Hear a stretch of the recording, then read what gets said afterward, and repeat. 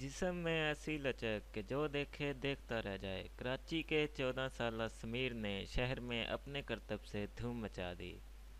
समीर अपने जिस्म के दीगर अज़ा को अपनी मर्ज़ी से मोड़ सकता है, बल्कि अपनी गर्दन भी पीछे की जानब घुमा सकता है।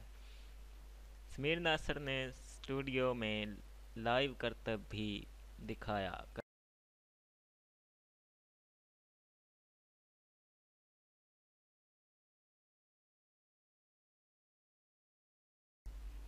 करतब का ख्याल कैसे आया, चलिए सुनते हैं समीर नासर की ज़ुबानी। उन्होंने मना नहीं किया आपको ये करने से? करते हुए 7 साल हो गए मेरे को।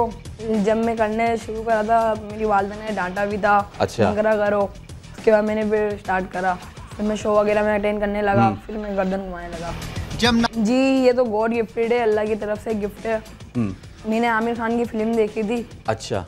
एक तो उसमें देख के शौक उठा था, जिसमें उन्होंने सर घुमाया था, लेकिन वो तो रियल सीन नहीं था, वो तो स्टंट था।